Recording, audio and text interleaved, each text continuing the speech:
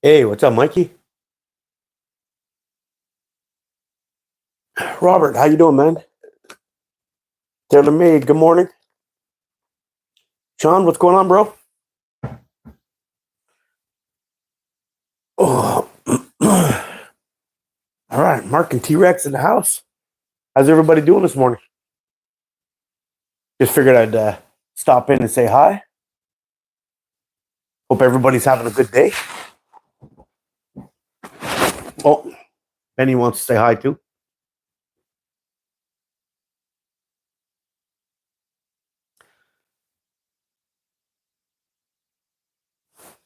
Good morning, Mr. Island Made Catapults. How you doing, bro?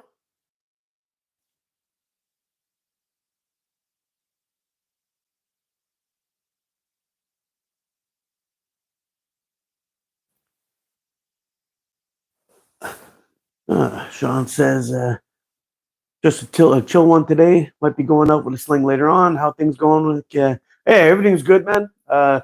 No complaints really. Son and wife are off to wrestling this morning. I'm just chilling, and just me and my boy Benny here, and we'll probably be cooking a good breakfast after he comes back from his wrestling practice, and then heading on over probably outside to do some more shooting. Got that video up yesterday, uh, testing out those um, testing out those electric white bands, which were absolutely fantastic. I'm super stoked with those bands. Actually, I can't wait to do some more shooting and get some speed tests done and all that stuff. But I think I'm probably going to wait for another warm day. It's pretty chilly out here today. It's -11 with a wind chill. So yeah. Hey, how's it going, Little Wolf? Hey, Shayla, how's it going? Good morning.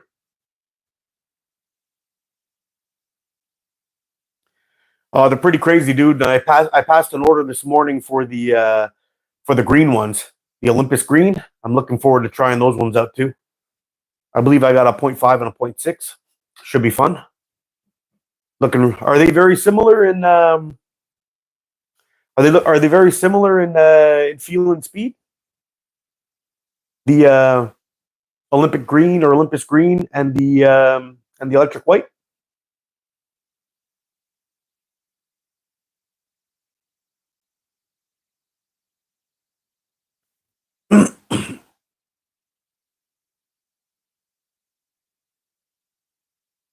One of the things I was kind of shocked about was the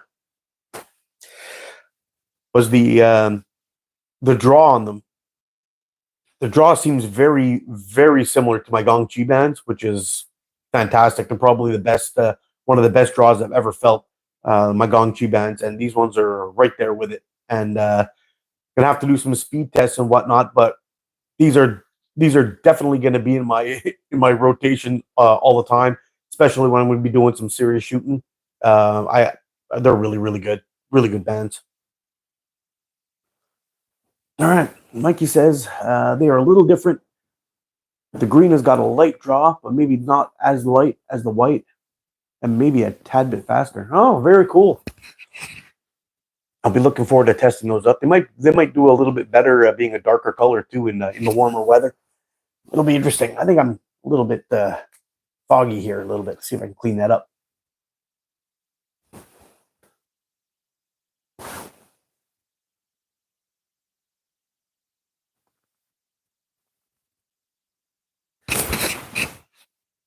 Yeah, I found that a lot of the darker bands, like it tends you tend to see the the black bands or the darker color bands seem to do a little bit better. I think they attract the sun and a little bit more heat. It's possible. I'm just could be talking bro science bullshit here, but it sounds about right to me anyway. Oh, I'm losing my mic here. See if I can hook it up here somewhere. There we go. Is that any better?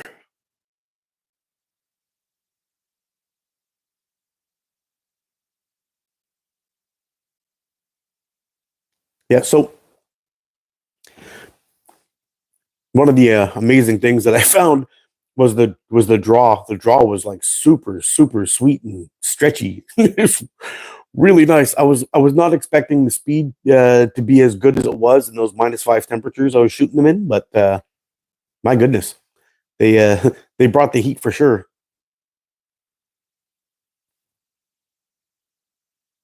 And being able to make those 20-meter shots on that can without having too much drop and having to aim too high was pretty good. I had a couple of comments of people asking me if they were shooting slow because of the sound, but I find with the microphone tends to pick up the sounds that are closer to it, like me talking and whatnot, but it doesn't pick up the sound as good near the target. So I'm thinking maybe in the future, because this mic set that I have actually has two mics. So what I might do is actually set the microphone up, the second microphone up at the target. Excuse me. And while I'm shooting, we're going to see if we can get the impact sounds a little bit louder than,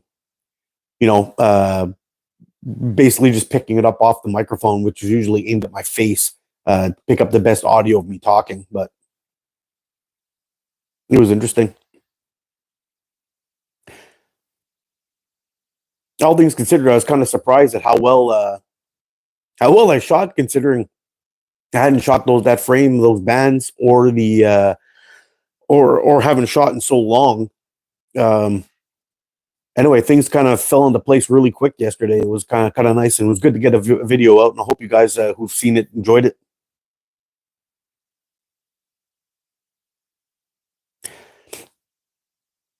Usually, when I get a new roll of elastic, I'll just slap it onto a frame. I don't tune it. I don't do anything. I just take the width of the elastic. I cut out bands. I go outside and I start shooting it. And I get a baseline of how it feels like set up like this, and then so on. But because these bands were on a wrap and tuck frame, I lost about maybe a centimeter and a quarter at the fork end, and I lost a centimeter at the end. So we're talking my active band length that I use on that elastic was somewhere around let's say 130, maybe 128 millimeters long, my active band length. And there was still plenty of stretch. I was still coming back like just about my ear. So there's a lot more speed to be had out of those bands, by far.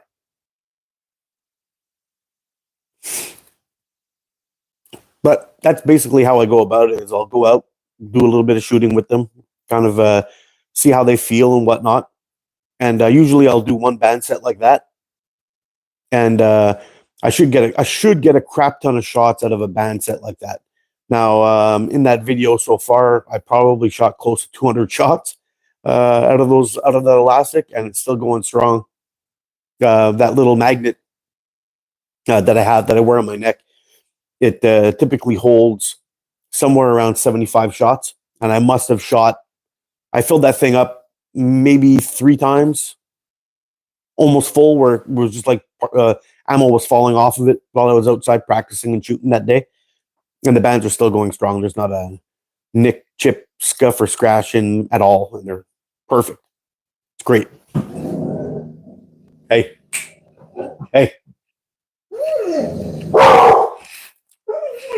Henny, come here. Nope. Nope. Nope. Nope. Sorry about that, guys. Another dog. He's got a nemesis on the street. This little white poodle thing that walks by and yaps at him, and this is what we get every time he sees him on the street in the window. It's they don't get along. That's him saying, "Fuck you, dude. Get away from my grass." That's him. Yeah.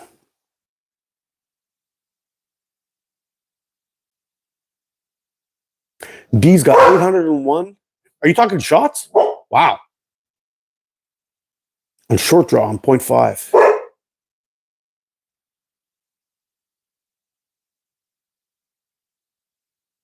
Yeah, it never fails, eh? I love this dog, but man, every time I'm trying to do something, he'll like, I got like a little recycling bin that we keep near the kitchen. He's pulling shit out of there, tearing it up. He'll come running over. We buy them all these stupid toys, and the only thing he wants to play with is an old dish rag. That's it. He'll he'll grab this dish rag and he just shreds it apart. It's just crazy. I don't know. I don't know what the deal is with him. He's kind of a wacky little guy. If he's not having fun, if he's not having fun, you don't give him constant attention. He's being a little prick. Yeah. But me personally, I would much prefer a dog with character. I guess we'll call it that, than a robot. So it is what it is, you know? If you could just keep that other little white poodle away from the house, everything would go so much better. But yeah, that's it. We bought him one of those giant bully sticks yesterday, and he absolutely destroyed the thing in like 45 minutes. It was like the best 45 minutes of my life, where I didn't have to babysit him and constantly be touching him and whatever. It's good. It was a good break.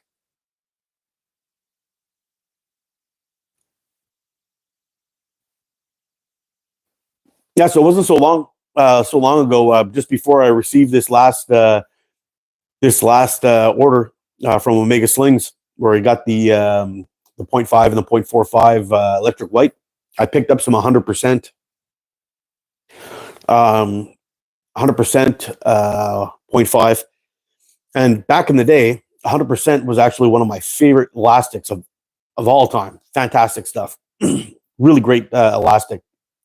And but since I had my last roll, they've actually changed the color. So it's been maybe 2 years since I've been kind of milking this last roll.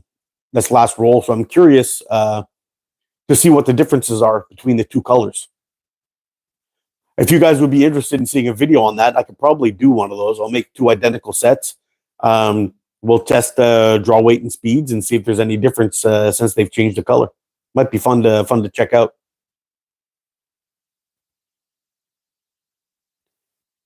T-Rex writes, I am at 500 shots on long draw and on 0.45. Oh, very nice. Still going, eh? Sean McPhee asks, what kind of dog do I have? It's an Aussie Doodle and a Lab mix. Although, when you look at him, he kind of looks like an Ewok. Not really like a Lab at all. But he's got a little Australian Shepherd and Poodle in him. And a little bit of Lab apparently, but I don't see it at all. Good morning, Willie.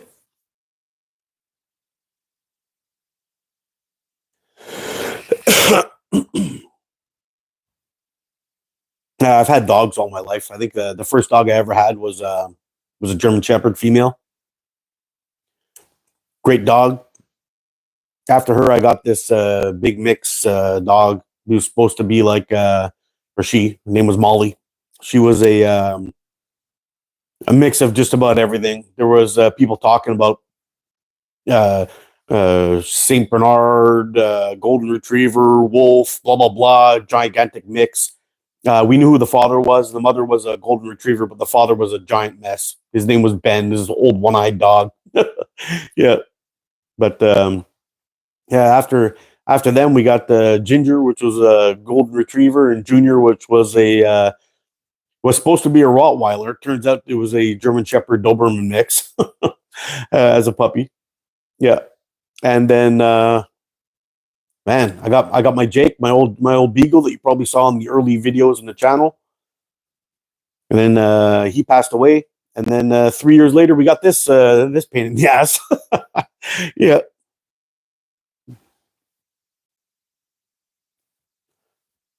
Yeah, so it should be pretty fun. I'm going to keep going with those shorts in between the week, during the week when I have some time, when I have some short time to do a video, just to keep putting out some things for you guys. I got a couple of quick ideas we could pop out there and see how it goes. But I'm going to be doing another video very shortly, probably. Well, hopefully today. We'll see if it warms up a little bit. It won't be a band review. It'll be some more shooting stuff, maybe a 10-shot Tuesday or a fun shot Friday or something. just to get out and get some action going. And there's a couple things I'm planning on doing. I know a while back I had mentioned that I was going to be doing some elastic giveaways, and I believe the next one that's up is going to be Omega Slings. And I'll probably do 2 rolls. One of them will be for everybody, and one will be for members. So it should be pretty fun. We'll see. We'll see how it goes. Morning, Chad.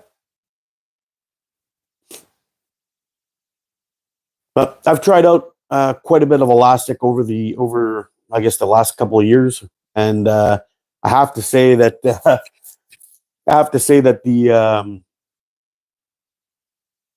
this is probably one of the first elastics I've been really, really excited about in the last little while. There's lots of good elastic out there, but I have a very specific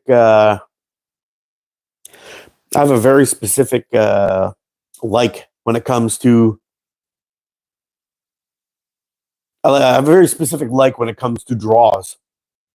And there's lots of different draws out there that are pretty good, but I really do like those. A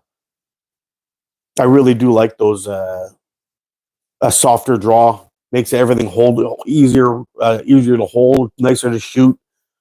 It just makes the whole experience better. And yeah, I really think that if you're out there looking for a nice soft draw to shoot and have a good time, you'll love those electric white. Oh,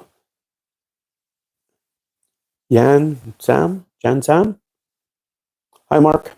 It's nighttime here in Sabah, Malaysia. Holy smokes! Yeah, it's true. You guys are like 12 hours ahead of us, eh? So, good evening. Sean says, so you're a dog man. I must admit, I've always had dogs. Man's best friend, they say, especially if you're out in the woods shooting or whatever. Yeah, I haven't brought this guy out into the woods yet. I discovered a major issue with his fur. He's a big, giant, fluffy beast. And I took him just on a trail right beside some woods, and it took me almost 4 hours to get all the burrs out of him. So yeah, we're gonna have to wait until summertime. I'm gonna shave his hair all down, and then we're gonna start going out in the woods, and it should be easier to clean him up after. Good morning. Hey, Simon, how's it going? Roger, Chris. Martin, sorry if I pronounced your name wrong, but good morning, my friend.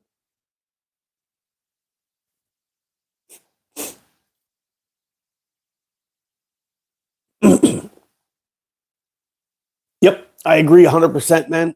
Sam says soft draw, always fun to shoot, gives a full control to shoot, absolutely, and makes that release much, much better.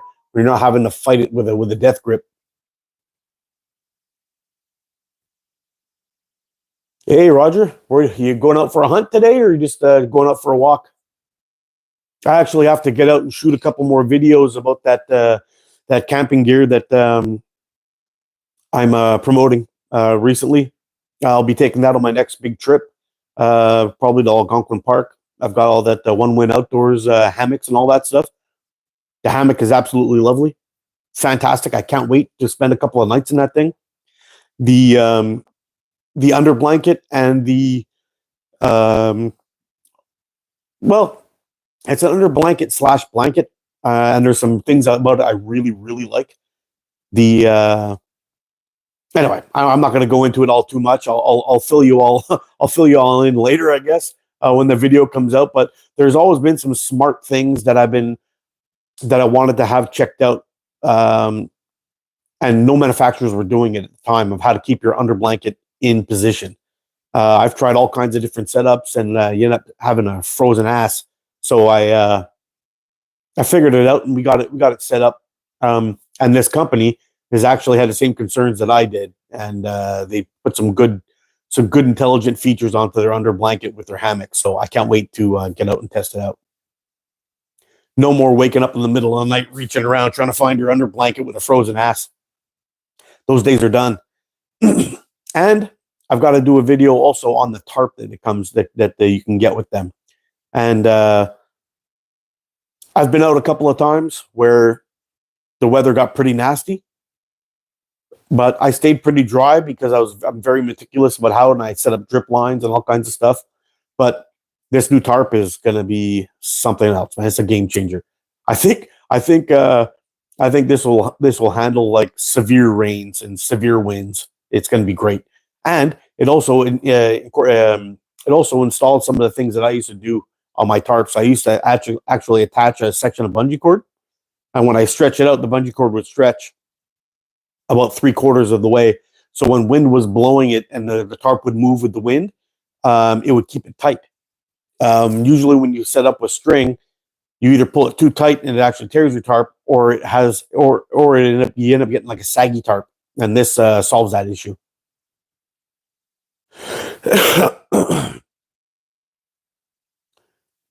Gonna go hunting. Roger says, gonna go hunting. Got 2 new cameras ready to go and have some fun. Yeah, we've been putting up cameras up north of my buddy's property. He's been pretty much checking that out. And we've got a couple of them. He's got, what's that one he's got? And we both bought a couple of Boley cameras, which are really, really nice. Audio and the visual is pretty good. But the trigger speed was a little bit on the short side. And he got these other ones. I can't remember the name of them. But it's like top-notch stuff. Crazy, crazy cameras. Beautiful, beautiful. Trigger speed's insane. It's like 0.2 of a second or something like that. How's it going, Jack?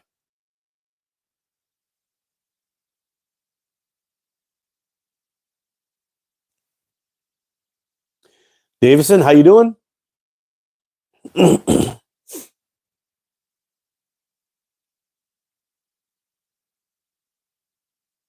GoPro Hero 12. Oh, very cool.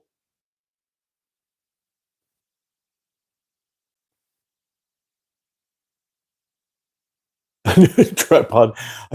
Yeah, I've been guilty of that a couple of times too. I've actually destroyed I destroyed a tripod and 2 camera and 2 phone cases doing that. Yeah. Yeah, I had a couple of weird ricochets that put a good crack on my phone case twice. 2 separate phone cases, and I put a good couple of dings in my tripod and wouldn't slide down anymore.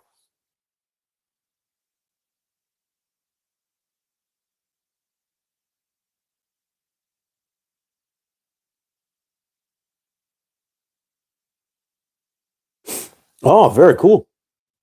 Yeah, Roger says I got a really nice tripod with it, and it has a light ring and all of that. Oh, that's awesome. I was thinking about getting a new GoPro for my next trip. I have an old GoPro, the GoPro Hero 3 Plus or Silver, whatever the hell it is. Anyway, it's decent enough. When you're trying to get regular footage, you're just talking to a camera inside of a canoe type thing. But put that aside, not so good. It becomes you kind of fish eyes like around the edges a little bit, always, no matter what. And anything at a distance, if you try to zoom in later, it just anyway. It's good for probably the time when it came out, but it still needs a little bit of work. I wouldn't mind getting an update on that.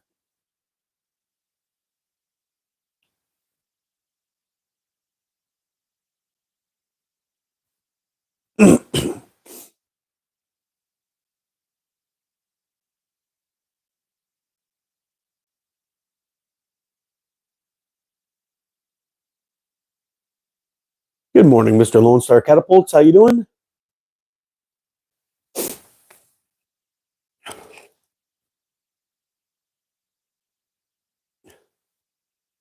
Papo, how you doing?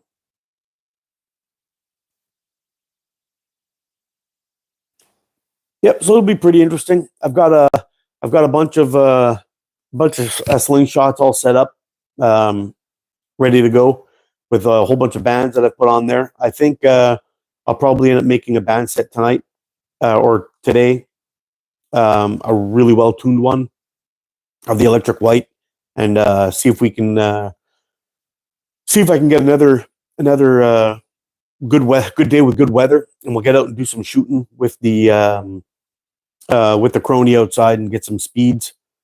That'll be pretty good, and then I'll bring it into the garage and fire a couple of shots and see if I can get some warmer weather temps and do some shooting with those. It'll probably be somewhere around 15 degrees in there, though. It won't be that warm, maybe 10, but at least we'll get an idea of what kind of speeds we can get. It'd probably be best to wait till summertime for this, but I'd like to get the video out now. Do a video just on cold weather speeds. I think it would be a good idea.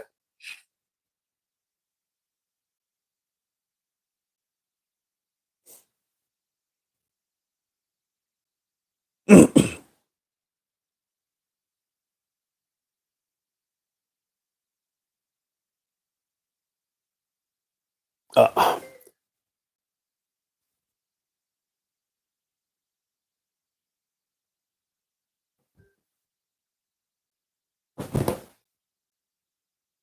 Hold on a second, guys. Oh, you're there? Everyone's still there? Sorry about that, boys and girls, if there's any in there.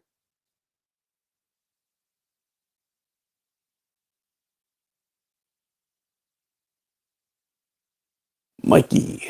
Mikey says, when you tie your pouch on, do you place the tie as close to the pouch as possible, or do you leave a little space? Um, Basically, what I do, because I tie a constrictor knot on my stuff. So basically, what I do is I do stretch it out. I do slide it up as close to. I tie it as close as possible to that to the pouch, but without like really jamming it in there. So I like to keep it nice and snug.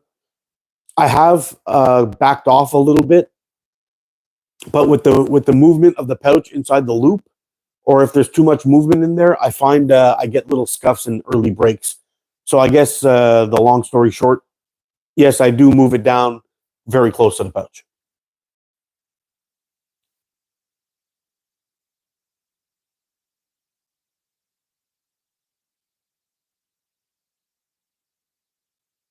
T Rex says Mark Davidson is the maker that has customs on Omega for $100. Yeah, I saw some of his frames. I've been checking it out.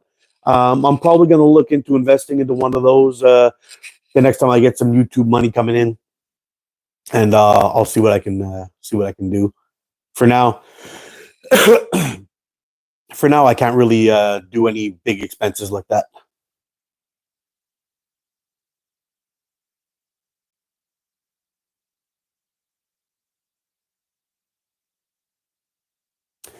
Yeah. So Lone Star writes, "Hey Mikey, I leave a little space. Um, Really, I just don't I agree with Lone Star. I think you can leave a little bit of space. I don't think you want to leave too much space to where it's too sloppy in there, but that's just my thoughts. I don't really pack it in super tight, but I like to line it up and then I tie my knot, so there is like a little bit of space, I guess, but it's tight. I do it like Gamekeeper John myself, just because I watched this tutorial when I started.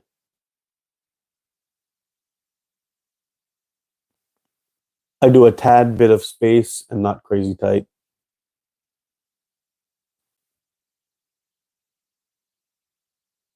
SWWW80. Hello, friend. Hello, right back at you.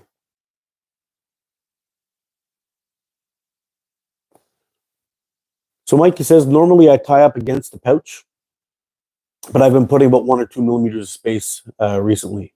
Have you noticed a difference at all?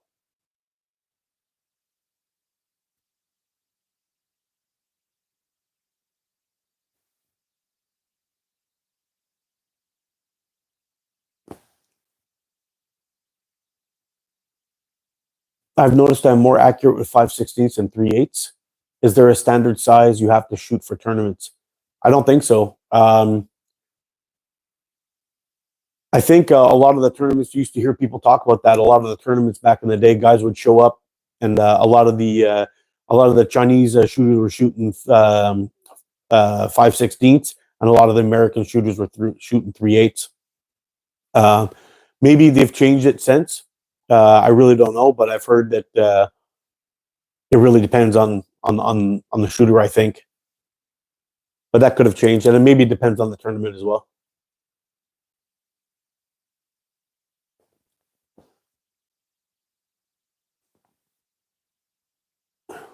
Roger says, I actually watched a lot of your videos when I first started as well. You helped me out a lot. Oh, I appreciate it, man. I'm glad it helped out. I did a lot of those videos because when I started out not too long ago either. I mean, I only really started shooting heavy, I guess, in end of 2018 or early 2019. And well, basically, I had a lot of questions, and it was all trial and error for me. So basically, what I learned is how I learned it, just by trial and error. So I started putting videos out, and hopefully, it helps out some other people get past that, a lot of those hurdles that I had to figure out myself. There was no reason for people to have to take all that time to figure things out on their own, when there's a bunch of people out there with knowledge that just didn't put it out at the time. Grab protect the pouch as tight to the pouch as I can get it. Super long band life. That's from T-Rex Slings. You good? Yep, very good. And you?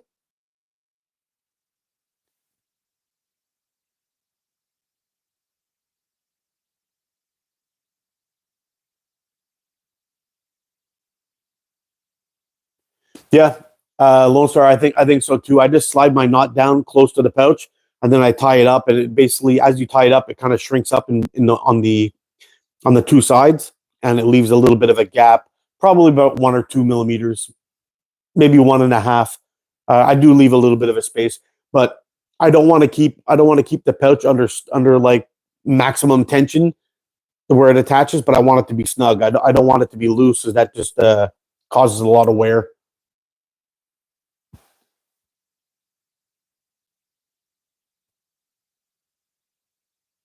Need to test it a bit more, but it seems like my band is lasting a little bit longer.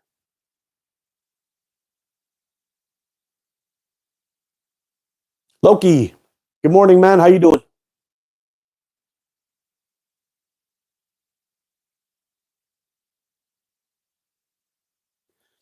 That's the interesting thing is Roger says something awesome here. Okay, he says, I'm sure there are lots of little ways that work, personal preference. 100%.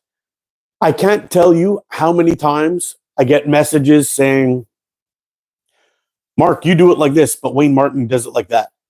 Mark, you do it like this, but Fowler does it like this. And I'm like, that's okay. If it works for them, it works for them. And that's it. They're not wrong, just like I'm not wrong. It's what works for them. And it comes down to the shooter. Really, it comes down to doing your own research. Find out what you like, what your preferences are, and go for it. There was never even a better statement than what Rogers put out. It's 100%. I mean, I do a lot of these band tests for people, and when I say the bands are good or the bands are bad or whatever it is, most of the time I'm testing on bands and they're pretty good. Almost all normal or modern bands are pretty good.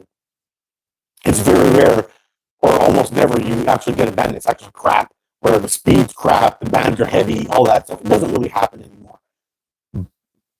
That said, though, there are people who like a nice, smooth, buttery draw, like a BSB or Electric White or Gongchi or Falcon.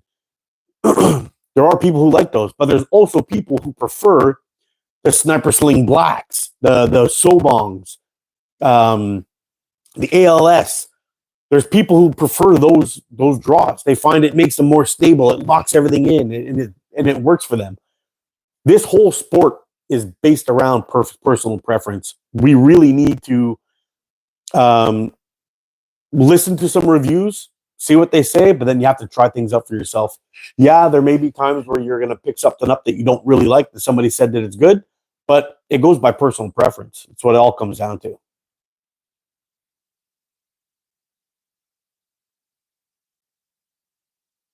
Amber belt rules. I've changed so many things recently, and now I can't hit the side of a barn. You know what? We all go through that stage, man. So many times I've done things like this where I'm start doing something, then I change something, then I change something else, and then I realize, oh my god, my whole problem was this, and I had to like relearn everything. It's all part of the progression, man.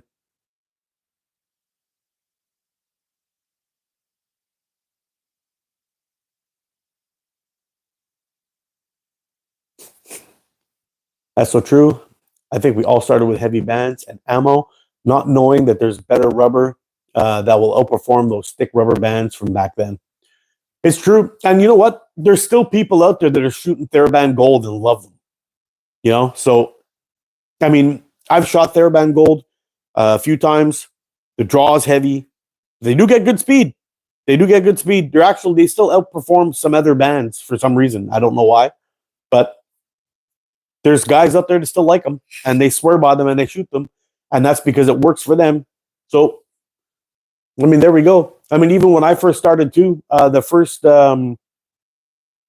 the first Slingshot, I can't remember which one I got first now, if it was my Scud LT or my Hammer Pro TTF. But both of them came with heavier bands. The Scud LT, I believe, came with like 0.7 or something. And I shot those for quite a while. Those bands lasted forever, but they were really heavy. And I did a video actually of me. I ended up going to Precise 0.65, which was a really, really great elastic. I love that stuff. Shot that for some time. And then one day I saw a whole bunch of guys were talking on the forum about, lighter draw weights. And I started thinking, man, if it's like a bow and the draw length or light is going to be length or weight is going to be lighter, then it should help with my accuracy. So I tried a 0.5 band, and I think I did it in one of my quick tip videos where I took 5 shots or 10 shots with the 0.65 and then went down to the 0.5, and I immediately scored 3 shots better on a 40 or 30 mil target.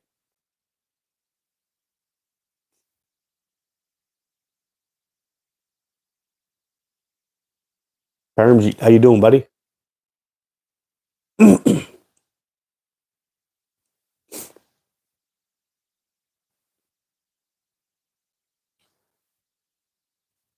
I was wanting to try cuffs just for the hell of it. Wonder if 1632 tubes will work. Yes, they would. 1632, especially on lighter bands, they'll work good. I also used to use 2040 on heavier bands. Those worked. The only thing I don't like about them is on the pouch end, you'll end up having to get like a little piece, I guess about this big, when you put it on, you slide it over, and everything kind of comes together.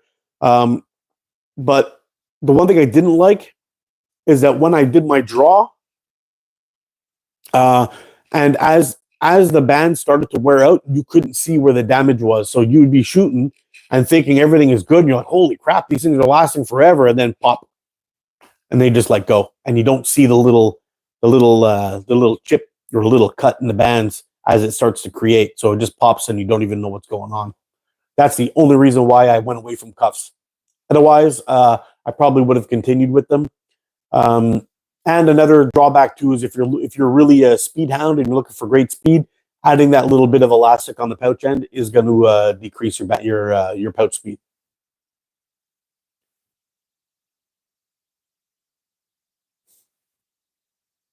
Paramjeet, thanks for this. Thanks for the subscription and the support, my friend. I appreciate you.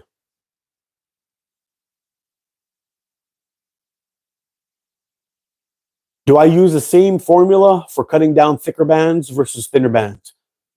Basically, doesn't really make much of a difference of the thickness of the band. The steps are always the same.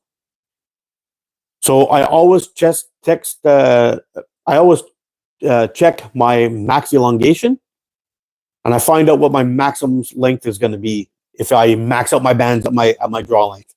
So my draw length is 76.2 millimeters long, or centimeters long. Sorry. So I'll always get an idea of what my active band length would be if I did my draw and landed right here and stopped right there in my pouch on my anchor point. Then I'll always add a little bit to that to make it so it'll pull back, I guess it'll give me another inch or so of stretch, an inch and a half, maybe two.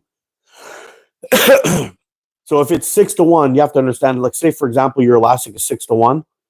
Really, that means is 1 centimeter is going to turn into 6 centimeters, which is 2 inches long. So I'll figure out what my active band length is going to be. Then I'll add some for the pouch attachment. Then I'll add some for the fork attachment. If it's a wrap and top frame, I'll do 1.5 centimeters. If it's a clipped frame, I'll do usually like 3/16, or like 3 or 4 millimeters, just a little bit. At that point, I want to start considering band life, because when you max out your bands, they don't last very long. So basically what I end up doing is I usually add either between 0.5 centimeter or 1 centimeter of extra elastic. So when I pull it, depending on what the draw weight's going to be. So sometimes I even just build a set, I put them on, I feel it, ooh, that's way too heavy. I'll add a little bit of elastic to my next set, I'll pull it back, and then it usually feels quite a bit better. So the longer you get away from that maximum stretch, the lighter your bands are going to be, but the slower they're going to be. You have to find the balance of where they are. I follow these steps all the time with thick elastic, all the way down to the thinnest elastic I could shoot with 0.8, which is usually with 8 millimeter, which is usually around 0.4 bands.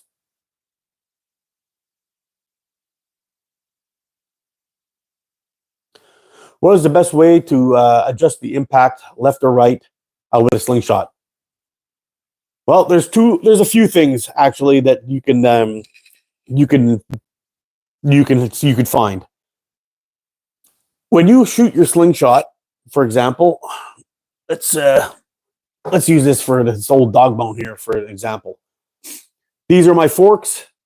Elastic is stretching back in this direction, or towards me. Now, if my fork is this way, canted slightly, it may shoot to the left or the right. And if I have it straight or a little bit too much, it may shoot to the left or right. You can play with this to adjust your left or right. Sometimes it's your anchor point. You start, you're getting used to feeling this spot, but then you start to creep in a little bit because you're touching it so much by shooting so many times that you don't notice that you're moving your anchor point. You have to get back to that spot. I was actually thinking about finding a way to put something on my face. It sounds kind of silly, but a sticker or something. The kids learning violin or guitar, trying to find those spots with your fingers to make sure you're getting on the right spot.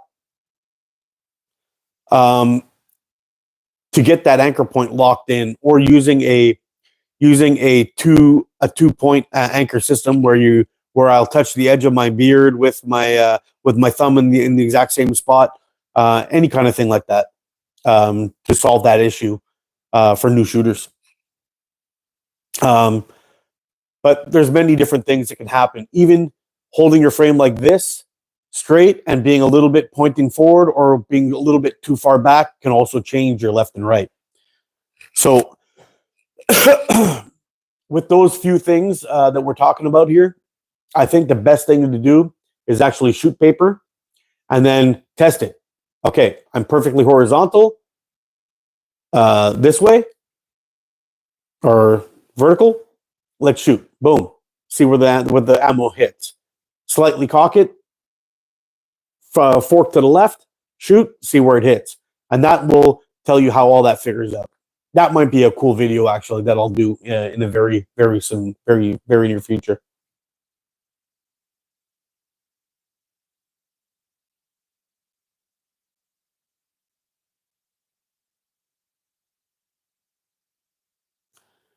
People just get so, yeah, you know what? That's the whole indoctrination. Uh, the people get so rude, and you must do this or must do that, and I'm like, yeah, watch this. You know what, Roger? You're absolutely right. I've had many times people tell me I'm doing things wrong or I'm not doing things the way they should be and all that stuff. But let me tell you, um, I don't know. You know what? you know, we usually when I get these kind of things, I'm like, look, bro, you do you, I'll do me. I know I can shoot pretty decent, and I know there's a lot of people out there that shoot pretty decent. They do things completely different. I mean, even Gamekeeper John has mentioned about how people should hold the ammo and how he holds the ammo. I mean, who's going to argue with that guy? He could shoot great, but it's really up to the new shooters and to do their own experiments.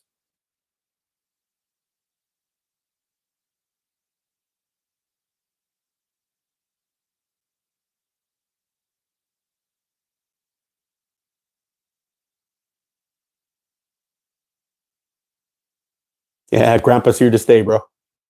Hey,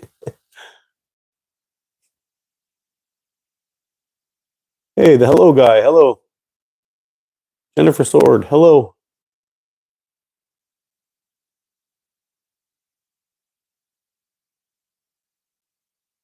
No, here they come. TriCast, how you doing, man? The 2018 World Cup changed it for me. A lot of people to go lighter and smaller. Yep. One of my buddies, Gasper, he does a lot of shooting, and he's a top shooter too. Guy can shoot like amazing, and he's an 8 mil steel guy. Likes to shoot light bands. He's got a very specific um, setup, and he will shoot 200 shots and then scrap the bands whether they've torn or not. Yeah, he finds that they start to underperform, and he wants to make sure that he's getting these great exactly super predictable shots and lands on all of his shots. So it does kind of make sense.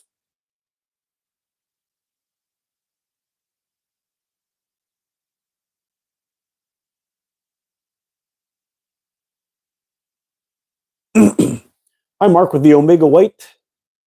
Hi, Mark. The Omega White is a fantastic, buttery, smooth draw, and they are fast, worth getting them. 100%, bro. 100%. They are freaking awesome.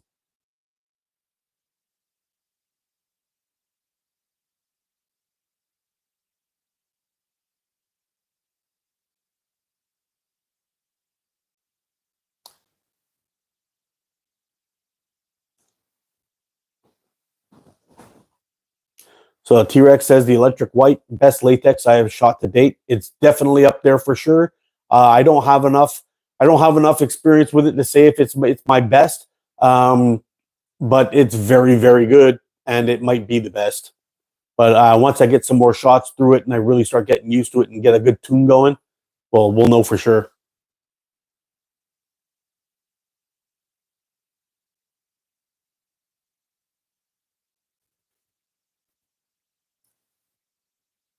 Yep. Jeremy Lukowski, he says the only thing that we need to do all the same is be consistent. 100%. Earlier on, I did a I did a video on a shot sequence, basically what I go through to take a shot. And when I first started off with that quest for accuracy videos and that little vlog thing I did where I was shooting those 50 shots every single day, making a video and all that stuff, I was going through that every time, trying to remember to stand in my position, grab a piece of ammo out, load my pouch, go back out, do my draw. I'd always anchor first, stretch out, take a breath, hold it for a second, and shoot. And I tried to make sure that my whole shot sequence was all completely done in under 5 seconds. And I constantly did this and did this and did this and did this over and over and over again. And eventually everything became, as he says, consistent, just doing the same things over and over and over again. And it was Chris from Catapult Cartage that was talking about the importance of shooting paper. And I was always shooting cans and flippers, but you can never always really see how far you missed. And then I started shooting paper. Whenever I started having weird shots and flying, and I couldn't figure it out, well, now it's time to go through my shot sequence, shoot paper, and make sure everything was good. And if I had any problems, I could troubleshoot because paper never lies. Wherever that ball goes through the paper, you see it. When will I go to a tournament? Well, I would like to go to a tournament at some point, but it's just very tough. I mean, I believe there's the East Coast tournaments in Memorial Day weekend. I don't know the exact date of that, but with my son's wrestling and having to leave the country and all that stuff, it becomes a bit of an issue, and it all depends if I can get some time off of work. If anybody you could put down the Memorial Day weekend date, when it is, I'll know for sure what day it is, and then I can really start seeing. But it would have to be after May for sure, or after July. I think it has to be after July before I can get any vacation time.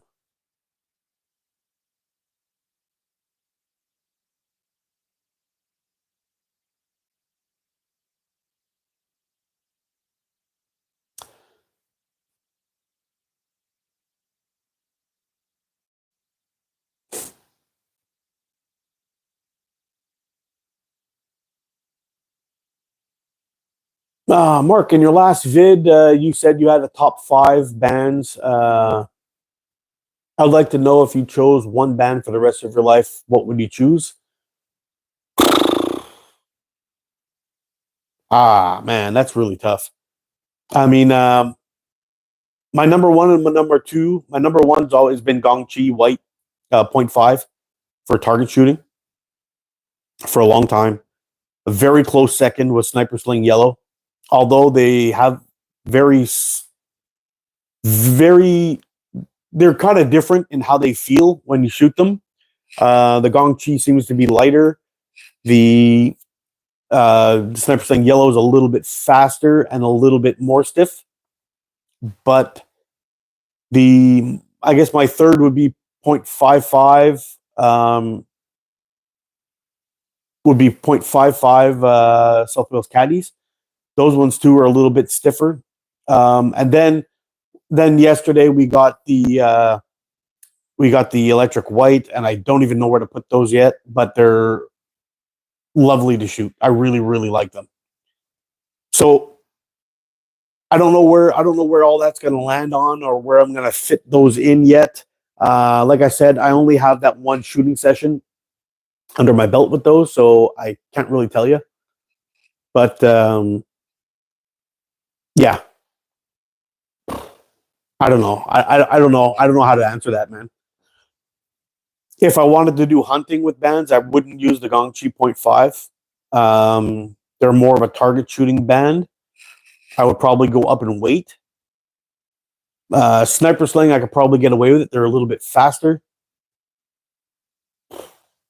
I don't know. I can't answer that, dude. I can't answer that.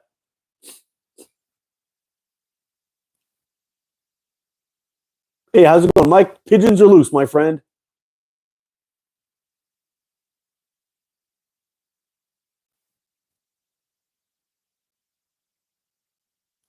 May 31st to June 2nd. Thanks, Mikey. So that's Memorial Day weekend. I don't know how much time I got to get a passport. I have to look into it and see what kind of crap the government here is going to make me jump through hoops to see if I can get a passport to go down. I should get on that though. I'm here. Let the pigeons loose. OG Torque or Wasp? I'm calling out a Wasp Outlaw.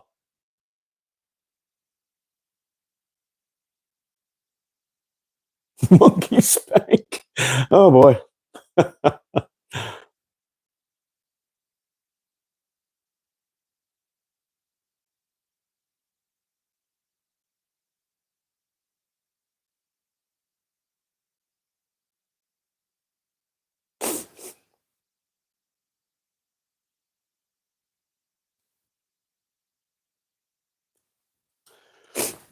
Yeah, it's going to be pretty interesting. Trying to get down to these tournaments. I wish they had some in Canada I'd be able to get to go to. I wonder if I could arrange one, but I just don't know if there's enough. If there's enough sling shooters in my area, like in Quebec. I don't know of any. Ontario, I know there's a couple that follow my channel, but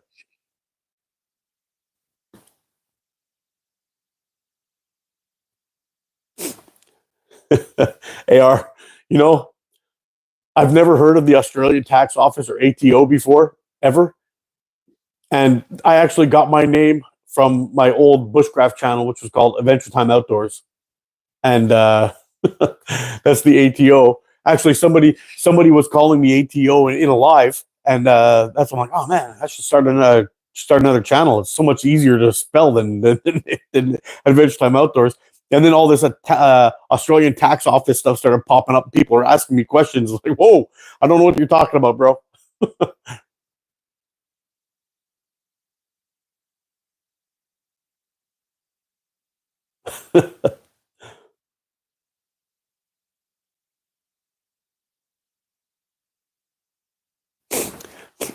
You know what, Mike? I got to get myself one of those outlaws. I don't have one. The closest thing to the outlaw, actually, I was actually going to buy the outlaw, and that's when I bought the Venator. They had just released it on Wasp. I know Simon's always secretive about the stuff he's letting out, right? So unless it lands into a it lands into a like an influencer's hands, and people don't go and make videos of it. Nobody knows it exists until you go on the website and start poking around a little bit, and that's how I found the Venator. So I'm like, ooh, this is nice, and I couldn't choose if I wanted to get the black one or the brushed steel one. I didn't want the polished one because I know it's going to get fingerprints, it's going to look dirty, but I wanted to get the brushed one, but the brushed one was sold out, so I bought the black one, and that's the one you saw in the video yesterday.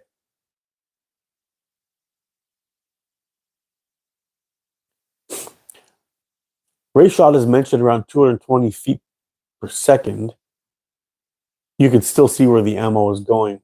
Paper is better, but I can still get a rough idea of where I miss on the backstop. Yeah, that's 220 feet per second. I almost never shoot that slow. I try to keep all my shots in between the 270s or higher for the most part.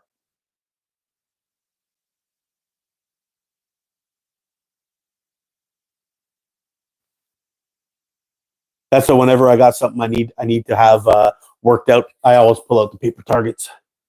It doesn't have to be anything fancy either. I mean, just a paper plate with a little sticker or a marker circle in the middle of it. That's all you need.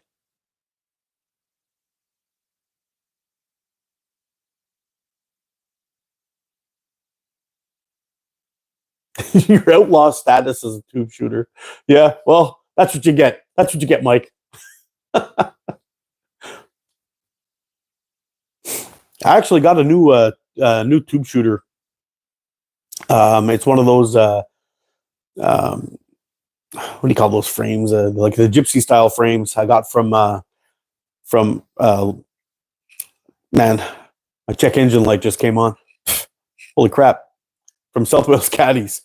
Yeah, and I want to get out and shoot it, but they put like pretty heavy bands on there, and it's like, oh, it's really narrow. I think I'm going to change the bands and put on a shoot it long draw. I think I'll have a better opportunity to shoot a long draw with that, and we'll see how it goes. I do have some of those GZK green 2040 bands.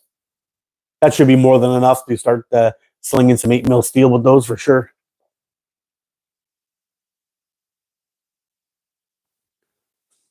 Jeremy writes, I live in Minnesota and in the same boat. There's nothing for clubs or leagues. So my buddies and I started one. Up to 7 people now. Oh, that's really cool, man. That's really cool. I'd love to do that up here, but I don't know how it would work with with all the stupid language laws we have here. My French isn't really all that strong, so teaching people how to shoot or doing like a safety intro, teaching getting people an idea of how to shoot and whatnot, and what the steps would be for all this. I really don't know if it would be okay or not, but I don't know. I'd have to figure it out, I guess.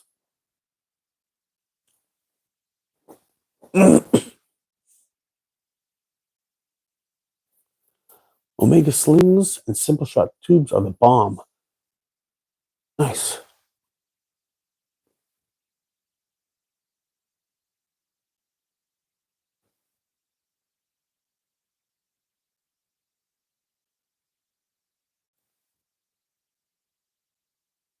Let me see something here. Oh, I can't pull it down.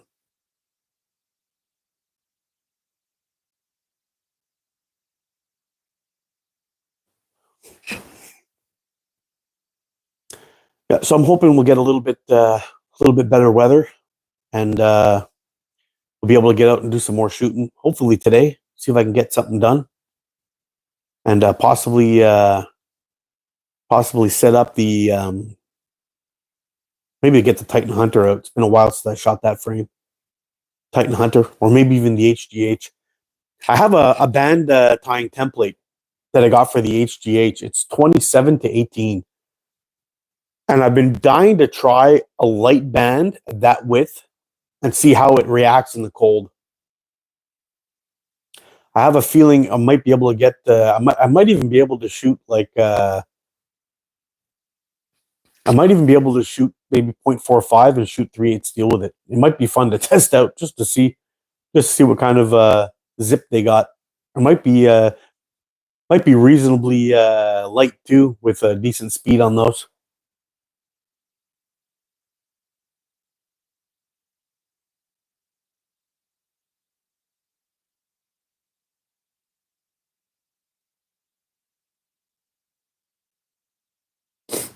How's the weather out there? It's minus 11 out here today.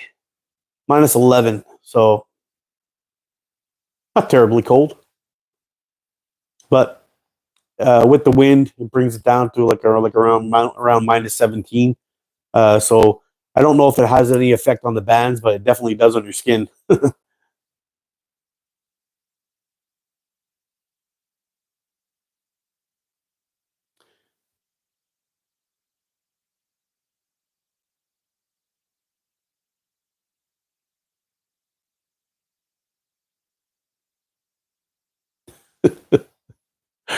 If you're swimming on the sun and your pet penguin Jerry catches a cold, what should you have in your teeth? Thanks for making me laugh, dude.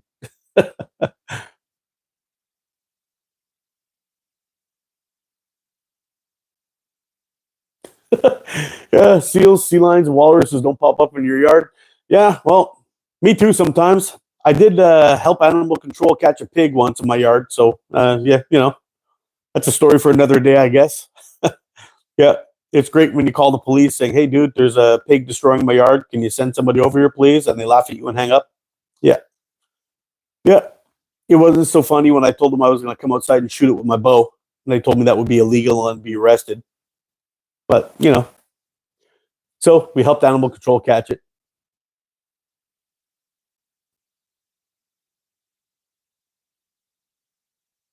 Yeah, but as for the cold here, I mean, yesterday was -5, -10 with the wind chill. Today it's -11, and probably around -16, 17 with the wind chill. And that's a very mild winter for us so far this year.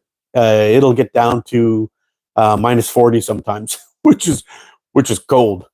But we haven't had any kind of that weather this year. It's been very, very warm. Yeah, it was a pig in the middle of summertime, and it was funny. The woman that showed up from animal control was was uh, was probably close to retirement. She was definitely near her 60s, and maybe weighed a buck 15, soaking wet.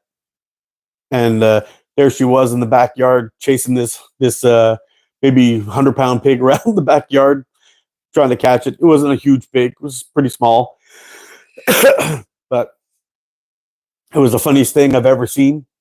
Um, some people started posting pictures on Facebook, and this couple shows up. This woman wearing a black dress, high heels.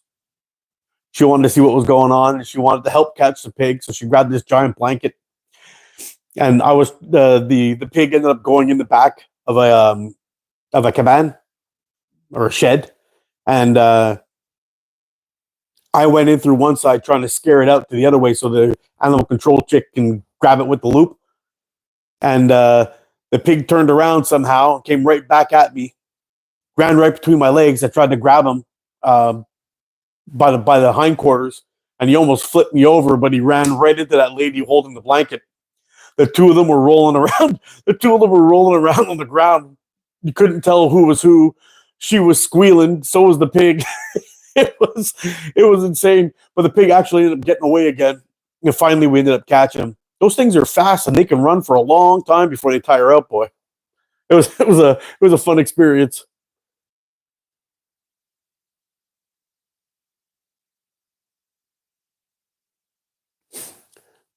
What bands and tapers do I recommend for 11 mil steel? I don't have tons of experience with 11 mil steel, although I have shot quite a few times with them. I've done the heavier band reviews with them. I'm a big fan of 2515 taper. The 11 mil steel, I would usually use, I guess, 0.8 and above for those. Although I did get good speeds out of 0.75 South Wales caddies with them in winter too. But probably one of my favorite bands for heavier ammo is 100%, 0.8. I've done a review on those. Did some winter shooting with them, and I'm pretty impressed with them. But I much prefer the 25-15 taper for heavier ammo. Yeah, pigs can run and turn on a dime. Yes, they really can, and they've got stamina to boot, man. Let me tell you, those things will go all day long without getting tired. It's pretty impressive.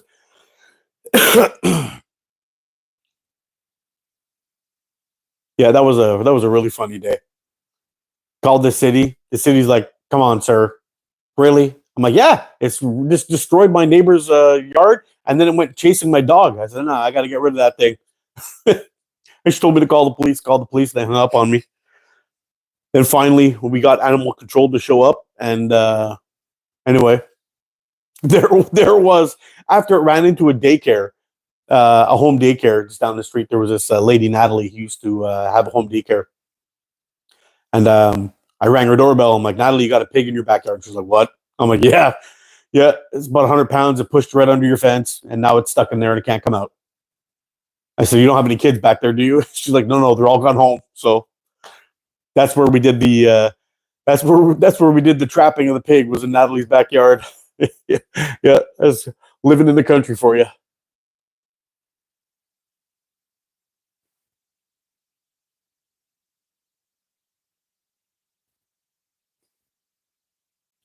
I shot the Scout LT for a long time. Uh, Jedi Spork, right? I shot a Scout LT for a long time. Very comfortable, but I found it doesn't lock in my hand as well, causing problems.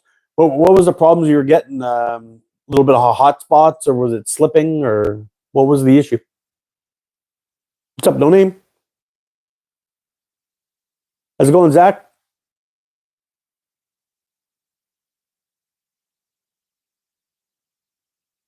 Scout XT or X may be better for you, Jedi Spork.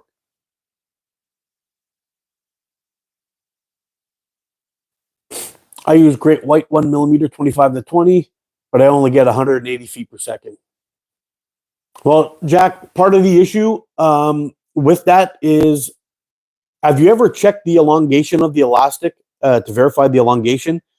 Because I've had a lot of people talk about how they shoot their bands and they cut them to this certain length, but they don't really know why they cut them at that length. I've had a few people say they always use an elongation of 4. And I'm like, wow, if you're using an elongation on 4 for a band that has a max elongation of 7, you're not getting anywhere near the potential out of that elastic. And the difference between 6 and 6.5 is a big difference. So if your elongation is 6 and your max elongation is 6.5, even at that, there's a big difference on what you could be getting out of your elastic. So I would definitely check that out. With 11 mil steel, I always found that if I'm getting like 240 feet per second with that, I've got plenty of speed to do all the damage you need. With the size and the mass of that thing and the weight, makes a huge difference. But I've got a couple of videos on how to test your elastic for max elongation, and then you just add on whatever you need to attach your pouch and your forks, and then maybe add just a slight little bit, like a half centimeter or a centimeter, to your elastic, and you'll see how far it goes. My anchor is right here on my cheekbone, and when I'm shooting regularly, I want to have just enough elastic to be able to pull back maybe an inch, maybe inch and a half max. And I get way better performance out of my bands doing that than I do cutting them long where they'll stretch all the way back. Just some thoughts. But I have a video on how to do that. I also have a video showing the difference where I used I think it was GZK Green, which has like a 5.5 max elongation, and the old GZK Green was a 5.5, and then the Gongchi, which has a 7. And you see a huge difference with bands that were cut the exact same.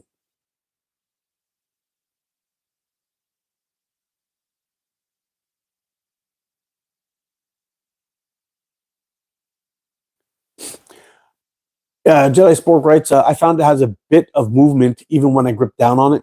One of the issues I always have with a pinch grip frames, which is why I prefer brace.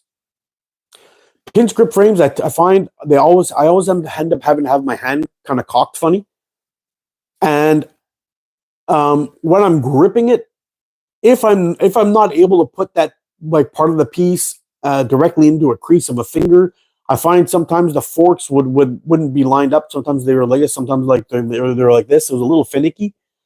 That's why I went away from my Hammer Pro and ended up getting a Titan Hunter and shooting brace instead. I found it made a better big difference for my shooting anyway.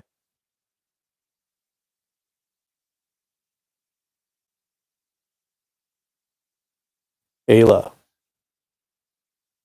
hi. Yeah, Meditape is actually a very good wrap to use. 120 millimeter active.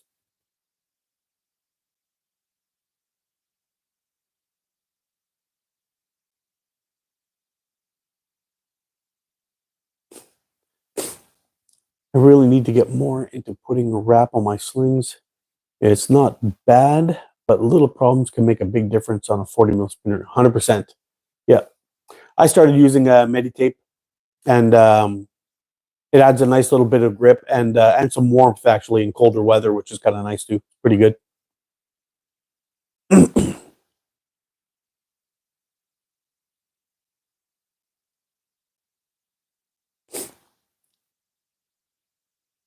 I have to modify brace thumb on the side of the frame.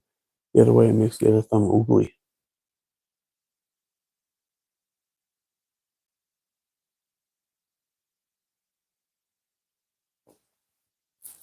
I prefer shorter forks. Not much of a fan of slingshots that have tall forks like the Scout or PPMG. Yeah, you know what, Mikey? I'm kind of curious about that. I have found that there's some forks that I don't know what it is with the shape of them, or there's something I haven't been able to nail it down yet. But I have some forks that are a certain length. I think it's got something to do actually with the width of your head, where you anchor, and how straight you hold your arms. I'm not entirely sure yet. I haven't been able to kind of figure it out 100%. But depending on the length of the fork, sometimes I end up shooting to the left on my targets, or hooking it a little bit. The only thing I've been able to notice is it depends on the length of the fork, on how high they are off of the, I guess you call that, what do you call that? The cup. But anyway, I'm curious to hear your thoughts on that. If you figured out what the deal is with that and what symptoms it gave you actually.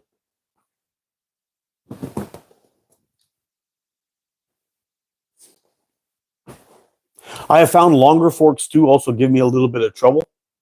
I end up going to the right, and shorter forks, two short forks, I end up going to the left, but haven't really figured it out. But the what's that one that Chuck and Steele sent me there? The Spitfire, I believe it's called. Seems to be in my sweet spot because I took that thing out, put some bands on it, started shooting it, and it was like right where I was putting it over and over and over again. It kind of blew my mind. It's kind of a special slingshot, that thing.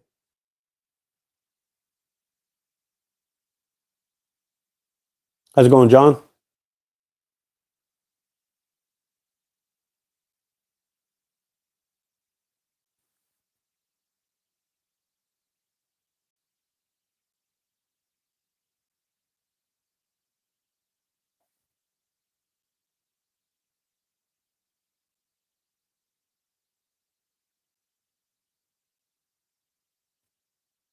Yeah, Mikey says I'm not saying the Scout or PPMG are bad.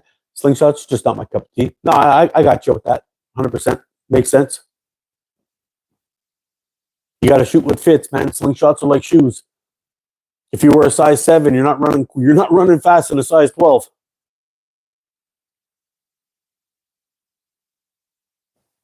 Yeah, when Mark Townsend writes here, I love my Spitfire. I was kind of shocked when I saw it. I was like, ooh, I kind of like the shape of this thing, And I went out and just put a quick band set on it just to see how it felt. Did some shooting, and my goodness, fantastic.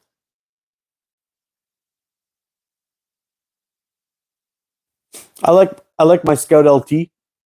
Um, is probably one of the one of the best slingshots probably made. Production slingshots made for a long, long time. I still say that it's probably one of the best slingshots for beginners to get out. They got a lot of options. You can shoot the TTF, OTT. You could shoot a pinch grip or comfortably brace grip. There's lots of good things about it. I don't think it's the best slingshot out there, but it is a very good slingshot. I have the Ranger Recurve Universal. Even with light bands, I could feel the pull on the forks from being too high. Really, I have the Ranger Recurve OTT, and I put some stanky bands on that thing, and that thing's solid as hell. I'm kind of surprised, but the forks are quite different. On the Universal.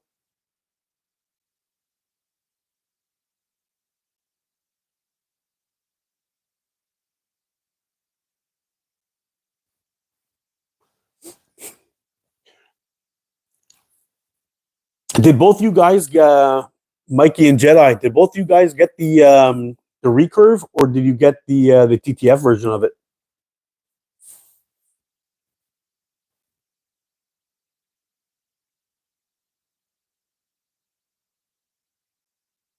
Yeah, I saw the Aries. It looks really badass, man.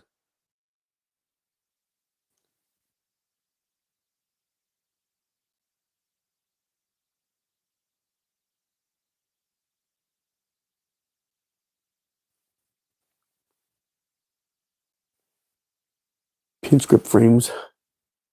Try speaking German, please. Eins Bier bitte.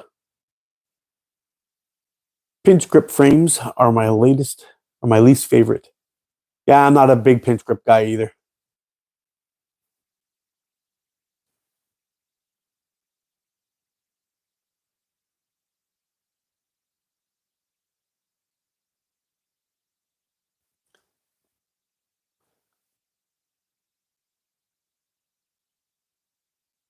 Oh, you had the OTT one, and you still found it. It was the OTT or the OTT Universal, because they have two. They have two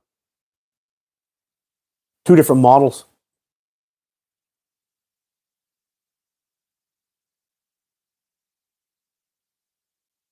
I have the recurve with the clips.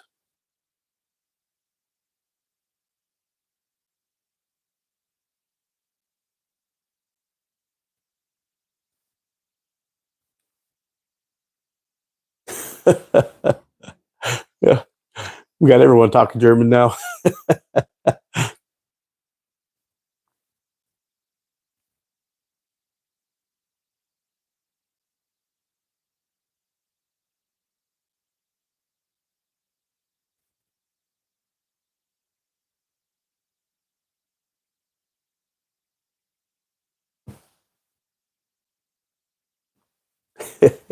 Hey, Lone Wolf, whatever works for you, bro. Yeah, I have a couple of OTT frames. One of them I'm probably going to end up either selling or trading or something. It's one from GZK. The hell's it called again? The I can't remember the name of it. Sideways, I think it's Sideways or something like that. I can't remember, but yeah, I haven't shot it in so long that it's probably just sitting there wasting time. Should probably get rid of it.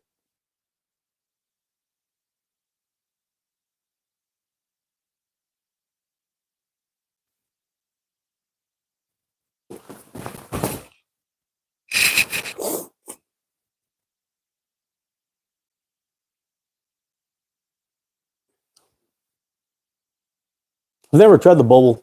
I should probably get one of those. I know Chuck and Steele used to love his.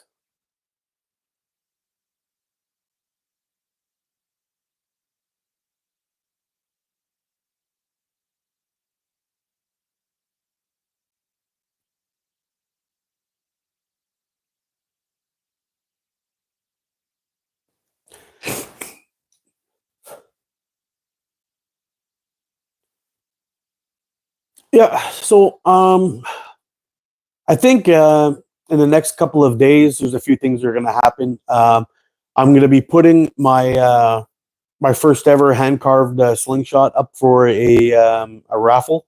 You'll probably see that early this week, and then I'm going to be announcing a giveaway for some elastic from Omega Slings. So if any of you guys are interested, just keep your eyes open for those videos when they pop up, and I'll be announcing that very, very soon. And what do we got going on here?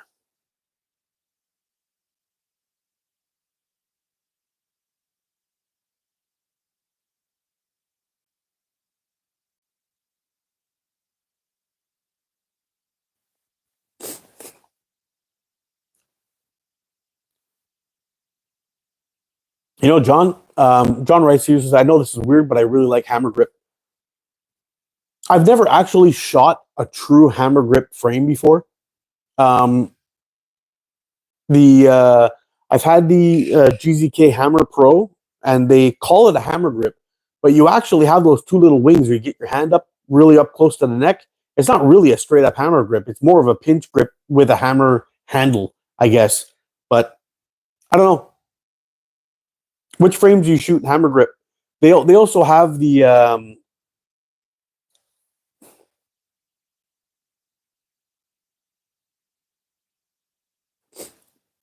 hey, Mikey, what time you going live, buddy? I'm going to try to make it this time.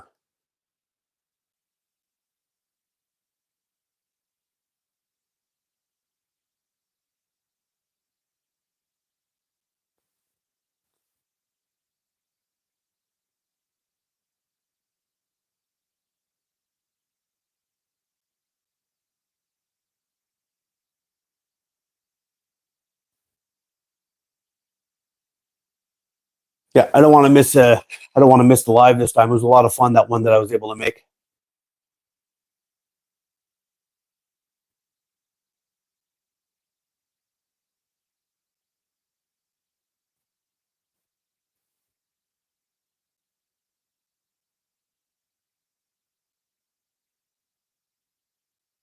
Five p.m. Central Time. Okay, I'll work it out and see if I can make it.